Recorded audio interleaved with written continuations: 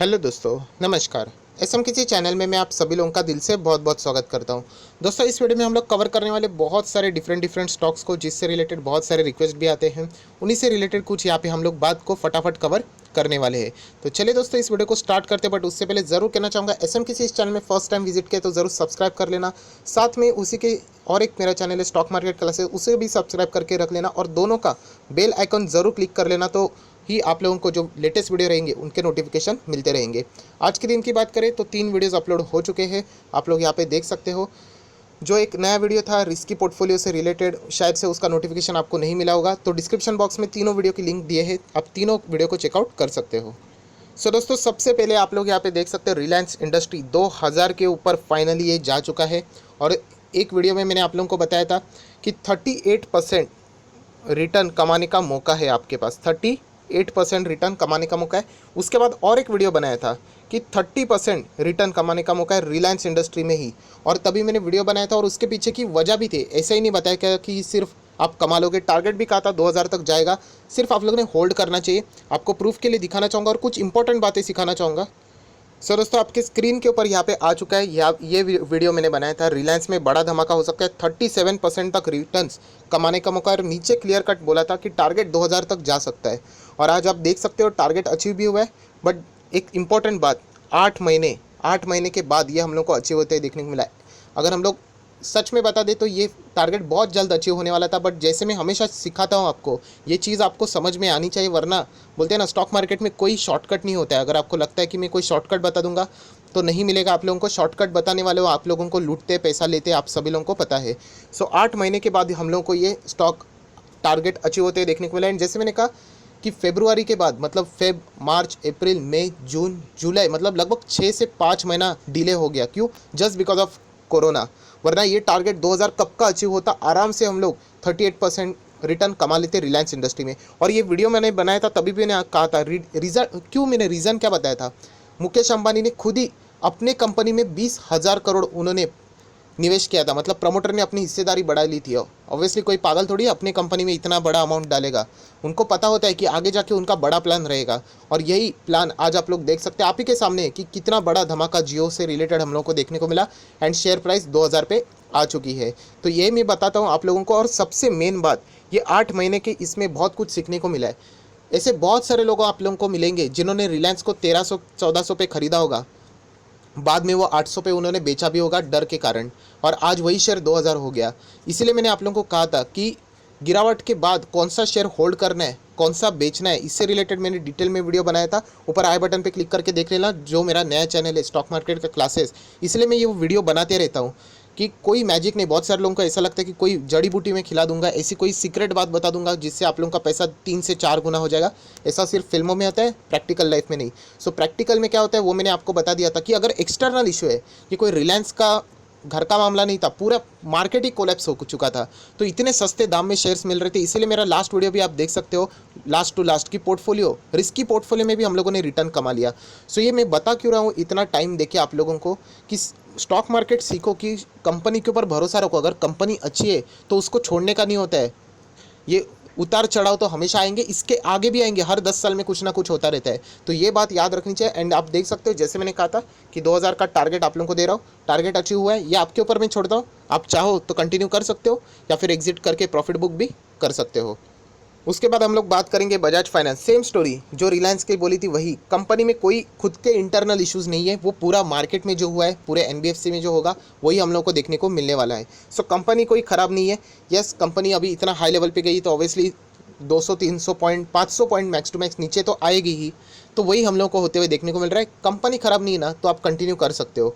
सो यही बताने के लिए बजाज फाइनेंस की भी यही बात कहूँगा कि आप लोग ज़रूर यहाँ पे चाहो तो होल्ड कर सकते हो, बट उतना पेशेंस होना चाहिए।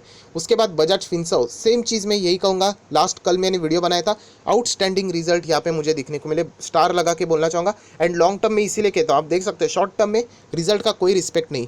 छोटा सा शुरुआत में अच्छा खासा जंप ज़रूर दिखाया था, बट कोई वैल्यू नहीं, बाद में हम लोग को नीचे गिरावट ही देखने को मिली है। इंश्योरेंस सेक्टर में कंपनी ने बहुत ही आउटस्टैंडिंग परफॉर्मेंस दिया है एंड ये बात बताती है कि लॉन्ग रेंज में ये कंपनी अच्छा खासा परफॉर्मेंस जरूर देगी एंड इसीलिए मैं कहता हूँ कि लॉन्ग टर्म का निवेशक बनो, यहाँ पे आपके प्रेडिक्शन का रिस्पेक्ट ज़्यादा हो सकता है। उसके बाद एफिल इंडिया बहुत ही ज़बरदस्त कंपनी, गजब की कंपनी है। 1000 के नीचे खरीदा था, 950 पे खरीदा था, अभी भी यही कहूँगा कंपनी अच्छी है, आप लोग ज़रूर कंटिन्यू कर सकते हो। क्या हम लोग नीचे लेवल पे खरीद सकते हैं? अगर ये आ जाता है तो ज़रूर आप वहाँ पे भी इसको बाय कर सकते हो। कंपनी बुरी नहीं है, कंपनी का बिजनेस बहुत सॉलिड है, यूनिक है, तो इसके ऊपर भी आप लोग चाहो तो नज़र रख सकते हो। उसके बाद बिरला टायर, मैं आप लोगों को बता चुका हूँ फ्रेंड्स कि ऐसे स्टॉक में कवर नहीं करता, कवर मतलब रिकमेंड नहीं करता कि जहाँ पे लोअर सर्किट लगे। ये कुछ दिनों के मेहमान होते हैं जहाँ पे रिटेल निवेशकों को फंसाने के लिए 7 से 8 दिन लगातार यहाँ पे अपर सर्किट जहाँ पे मीडिया भी बहुत सारा हेल्प कर देता है कि शेयर भाग रहा है, और जैसे उनका काम खत्म होता है तो रिटेल निवेशक यहाँ पे फंस जाते हैं। किसी को भी नहीं पता कि ये कब ओपन होगा, अपर सर्किट कब लगेगा, लोअर सर्किट कब खत्म होगा, किसी को भी नहीं पता। शायद से कल भी हो जाए या फिर 2 दिन बाद हो जाए या फिर 2 साल बाद भी हो जाए, कोई किसी को भी कोई गारंटी नहीं होती है। ये पूरा तुक्के के बेस के ऊपर चलता है और इसी स्टॉक में बहुत सारे आप लोगों को आपको फंसाते और बाद में एक्सप्लेनेशन देते रहते हैं। उसके बाद हम लोग बात करेंगे एचडीएफसी बैंक, सेम स्टोरी, कोई टेंशन की बात नहीं है, बिंदास होल्ड कर सकते हो, कंपनी खराब नहीं है। बैंकिंग सेक्टर बताया जा रहा है कि बहुत ज़्यादा दिक्कतों में फ्यूचर में आ सकता है, जो कि बिल्कुल सच है। मोरेटोरियम जितना एक्सटेंड होता रहेगा अनसर्टेनिटी बढ़ती रहेगी, बट याद रखना ये कोई एचडीएफसी बैंक का खुद का घर का मामला नहीं है, ये एक्सटर्नल इशू है। अगर होगा तो सारे बैंक को वो झेलना पड़ेगा, और इसीलिए मैंने वो वीडियो बनाया था कि वो देख लेना, बहुत इंपॉर्टेंट है कि आप लोगों को कॉन्सेप्ट समझ में आएगा। वरना हर एक शेयर से आप लोग एग्जिट ही करोगे। दुनिया का बेस्ट शेयर भी अगर आपको मैं लाके देता हूँ तो वो भी कभी ना कभी गिरना है। तो ये गिरावट के पीछे की वजह क्या है, क्यों प्रेशर आ रहा है, ये समझ जब तक नहीं समझोगे ना कोई फ़ायदा नहीं है। आप लोगों को कोई भी शेयर दे दो, आप लोग बेच ही देने वाले हो। सो एचडीएफसी बैंक भी यही कहूँगा, कोई टेंशन की बात नहीं है, आप कंटिन्यू कर सकते हो। येस बैंक के लिए यही कहना चाहूँगा, मैं कोई ऐसे स्टॉक में निवेश बिल्कुल भी नहीं करता हूँ। एफपीओ से रिलेटेड आप सभी लोगों को यही पता है कि लिस्टिंग डे तक शायद से ये बहुत ही नीचे आ जाएगा। अगर नहीं आ जाता है तो हम लोग कह सकते हैं, मतलब लिस्टिंग मतलब एफपीओ से रिलेटेड मैं बात कर रहा हूँ, तो बहुत सारे लोग इसका गेन लेके एग्जिट करने के ही सोच रहे होंगे। चांसेस बहुत कम है, आप लोग देख सकते हैं डेली 5-5% के आसपास ये क्रैश होते जा रहे हैं। सो जब तक ये ओपन हो जाए शायद से बहुत ही मुश्किल है, 12-13 के आसपास ही ये आ सकता है। उसके बाद फेडरल बैंक, आप सभी लोगों को पता है, मैंने खुद वीडियो बनाया था और मैंने अपने रिस्पॉन्सिबिलिटी के ऊपर ये बात बोली थी। ये खुद स्टॉक में 40 रुपये के आसपास से खरीद रहा हूँ। उसके बाद इनके रिजल्ट भी मैंने देखे, क्योंकि मैंने जब 40 में एंटर किया था मैंने बड़ा क्वांटिटी नहीं खरीदा था। 50 में मैंने देख लिया कि यस इसके रिजल्ट भी बहुत शानदार आ रहे हैं जैसे मैं चाह रहा था, तो यहाँ पे मैंने और क्वांटिटी खरीद ली। अभी ये 57 तक आ चुका है। एक्चुअली ये स्टॉक बहुत ऊपर रहना चाहिए, जिस टाइप की कंपनी रिजल्ट एटलीस्ट यहाँ पे दे रहा है। सो ये बात सुन के जोश में नहीं आना है, क्योंकि कंपनी का शेयर प्राइस बहुत छोटा है। राकेश झुनझुनवाला ने भी इसमें बहुत ज़बरदस्त माल उठाया, 20 लाख यहाँ पे शेयर्स, नंबर ऑफ शेयर्स उन्होंने पिछले क्वार्टर में उठाए थे। पर ये कोई मकसद नहीं होता कि राकेश झुनझुनवाला एंटर कर रहे तो आप भी करो, बट मैंने भी यहाँ पे एंटर इसीलिए किया था क्योंकि मुझे कंपनी के रिजल्ट बहुत ही शानदार लगे। जो लोगों ने यहाँ पे एंटर किया बहुत ही अच्छे खासे मुनाफे में बैठे हुए। आप लोग चाहो तो प्रॉफिट बुक कर सकते हो या फिर कंटिन्यू कर सकते हो, क्योंकि बैंक ये लंबी अवधि के लिए बहुत ही अच्छा खासा परफॉर्मेंस दे सकती है। इंडसइंड बैंक नहीं, मुझे फिलहाल नहीं लगता है, बहुत रिस्की है, यहाँ पे वॉलेटिलिटी बहुत ज़्यादा है। ऑलरेडी मैं इस बैंक में शेयर होल्डर था, बट अभी यहाँ पे मैं प्रॉफिट बुकिंग करके एग्जिट हो चुका हूँ। सो फिलहाल मेरे जितने रडार पे बैंक है HDFC, Kotak, ICICI, federal bank, तो उसी के ऊपर मैं ज़्यादा फोकस रखता हूँ। सो इंडसइंड बैंक में मैं फिलहाल तो यहाँ पे निवेश नहीं करूँगा। उसके बाद मैं बात करूँ तो आईडीएफसी फर्स्ट बैंक, तो यही कहना चाहूँगा आईडीएफसी फर्स्ट बैंक में जाने से अच्छा आप फेडरल बैंक को ही फॉलो कर लेते। ये मैं पिछले 3 महीने से बोल रहा हूँ, और आज आप लोग देख सकते दोनों एक साथ ही थे। ये 27 था, फेडरल बैंक लगभग 35 के आसपास था। आज फेडरल बैंक देख सकते हो 60-70 के आसपास जा सकता है। आईडीएफसी की थोड़ी प्रॉब्लम ये है कि उन्होंने वोडाफोन आइडिया को बहुत बड़ा एक्सपोजर दिया है, सो वो हमेशा प्रेशर में रहता है। इंडसइंड का भी सेम स्टोरी है, वोडाफोन आइडिया जब भी प्रेशर में आ जाता है तो उनमें गिरावट देखने को मिल जाती है। उसके बाद आईटीसी कंपनी बहुत बड़ी है, कोई प्रॉब्लम की बात नहीं है, बट ये बहुत ही कैसी चलती है, स्लो चलती है। जो बीटा हम लोग करते हैं, बीटा मतलब रिस्क बताता है, सो ये लो बीटा वाला स्टॉक है तो बहुत ही धीमे चलेगा।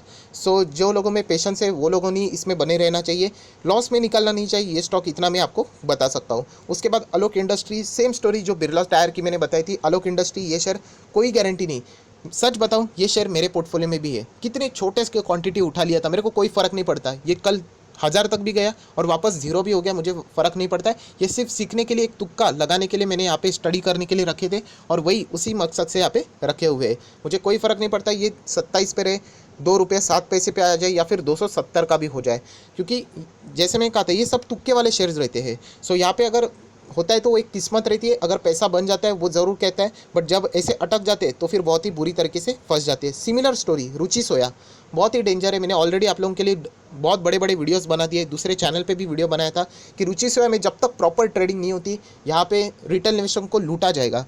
उसमें भी आप लोग कमेंट देख सकते हो कि मेरा पैसा इतना हो गया उतना हो गया। मैं आप लोगों को बताना चाहता हूँ कितने सारे लोगों को 1500 तक गजब के रिटर्न मिले थे, बट उनको एग्जिट करने का ही बाद में प्रॉपरली मौका ही नहीं मिला। और आज भी वो आप देख सकते हैं लोअर सर्किट में ही बैठे हुए, प्रॉपरली उनको मौका ही नहीं मिलता है। जब भी एंटर कर जाते हैं फंस जाते हैं। मतलब ऐसा दिखने में तो मिल जाता है कि 10 लाख हो गया 15 लाख हो गया, बट वो नीचे नीचे आके बाद में सिर्फ 50,000 के आसपास रह जाता है। तो इसीलिए जो नए हुए मार्केट में हमेशा ऐसे चीज़ों से बच लेना चाहिए। रुचि से वापस मैं कह रहा हूँ, जब तक यहाँ पे ट्रेडिंग शुरू नहीं होती सावधानी बरतनी चाहिए, क्योंकि मैक्सिमम शेयर प्रमोटर के पास है। जितना कुछ माल बचा हुआ है वही यहाँ पे पब्लिक में देखने को मिल रहा है। Next stock Vodafone idea. मैंने खुद आप लोगों को कहा था कि यहाँ पे ऐसा पैसा लगाना कि कल डूब गया तो भी फर्क नहीं पड़ना चाहिए। सो इतना ही लगा देना, कोई इससे उम्मीदें मत रख लेना, क्योंकि आप सभी लोगों को पता है AGR ड्यूज से रिलेटेड, सुप्रीम कोर्ट से रिलेटेड जो इनका मैटर चलता है, मोस्ट ऑफ द जो चीज़ें होती है इनके खिलाफ ही होती है। सो आप लोग देख सकते हैं अभी भी ये नीचे जा रहा है, तो यहाँ पे इसको तुक्का मतलब बोलते हैं ना, यहाँ पे भी लक आजमाने की कोशिश मत करना, वरना बिरला टायर, आलोक इंडस्ट्री, रुचि सोया में जैसे लोग फंसे हुए हैं यहाँ पे भी फंस सकते हो। अगर किस्मत लग गई तो भाग सकता है, नहीं लग गई तो पूरा जीरो। तो इसीलिए कहता हूँ कि स्टॉक मार्केट में कोई हम लोग बोलते हैं ना पोकर खेलने नहीं आए, मटका लगाने नहीं है कि लग गया तो लग गया, ऐसा नहीं। प्रॉपरली यहाँ पे एनालिसिस होती है, तो इसीलिए यहाँ पे कोई बड़ी अमाउंट यहाँ पे आप लोगों ने निवेश नहीं करनी चाहिए। उसके बाद हम लोग बात करेंगे कल का दिन का बहुत इंपॉर्टेंट एक बात रहेगी, जैसे हम लोग बोलते हैं रोजरी बायोटेक के IPO से रिलेटेड, लिस्टिंग होने से रिलेटेड बात कर रहे हैं। जब भी ये लिस्ट होगा तो एक ही बात यहाँ पे बताई जा रही कि ग्रे मार्केट में आप लोग यहाँ पे देख सकते हैं लगभग 40% के ये प्रीमियम पे यहाँ पे चल रहा है। सो देख लेंगे कि कल यहाँ पे क्या हो सकता है, प्रीमियम के ऊपर लिस्ट हो सकता भी है या नहीं। ये सारी चीज़ें हम लोगों ने देखनी। फिलहाल मार्केट जैसा चल रहा है वैसे अगर चलेगा तो डेफिनेटली सारी चीज़ें हम लोगों को स्टेबलाइज होते हुए देखने को मिली है। सो रोजरी बायोटेक से रिलेटेड कल यहाँ पे हम लोग को देखना है, जब भी मतलब लिस्टेड होगा तभी। उसके बाद हम लोग यहाँ पे बात करेंगे नेक्स्ट स्टॉक की, जिसका नाम है एक्सिस बैंक। एक्सिस बैंक में यही कहना चाहूँगा कि यहाँ पे जो परफॉर्मेंस उन्होंने दिखाया, लॉस तो ज़रूर हम लोगों को देखने को मिला है, बट ज़रूर आप इसमें कंटिन्यू कर सकते हो। कंपनी के बहुत सारे जो पैरामीटर्स थे वो बहुत शानदार देखने को मिले हैं, और उसी बेस के ऊपर मैं ज़रूर कह सकता हूँ कि यहाँ पे थोड़ा सा आप कंट्रोल मतलब कंटिन्यू इसमें रह सकते हो। बट मेरा जो पहला हमेशा जो फोकस रहता है, मैं अभी भी उसी उसके ऊपर रहने वाला हूँ। HDFC bank, second Kotak Mahindra bank, third ICICI bank, ये मेजर बैंक से, इन्हीं के साथ आप जा सकते हो। उसके बाद आप चाहो तो एक्सिस बैंक जैसे बैंक में यहाँ पे सोच सकते हो, उसके बाद फेडरल बैंक जैसे बैंक में सोच सकते हो।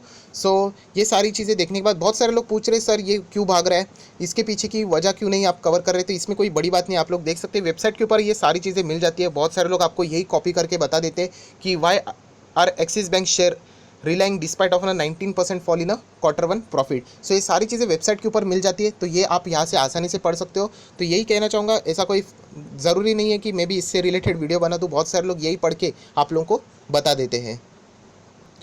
सो दोस्तों आप लोग देख सकते हैं मैक्सिमम शेयर यहाँ पे मैंने कवर करने की कोशिश की है। एंड यही कहना चाहूँगा जो फंडामेंटली स्ट्रॉन्ग शेयर्स रहते हैं उसमें आप लोगों ने ज़रूर बने रहना चाहिए। उसका सबसे बेस्ट एग्जाम्पल था रिलायंस इंडस्ट्री।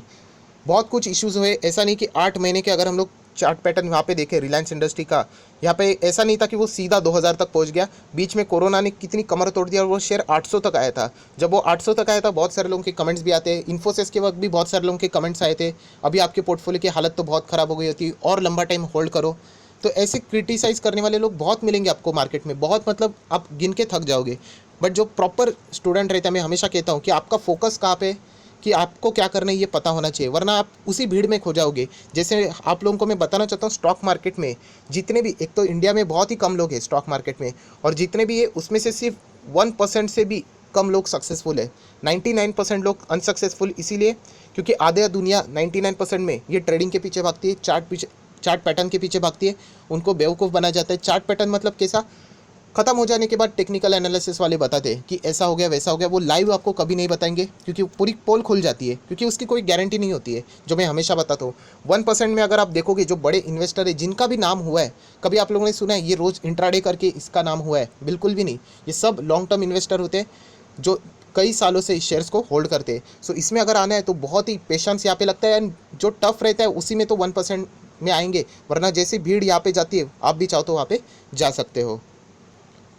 सो वीडियो को क्लोज करने से पहले यही कहना चाहूँगा दोस्तों, सक्सेस का मंत्र स्टॉक मार्केट में यही है कि पहले शुरुआत लॉन्ग टर्म के साथ करना चाहिए एंड उसी के साथ साथ पेशेंस भी रखना चाहिए, तो आप अच्छा खासा रिटर्न ज़रूर कमा पाओगे।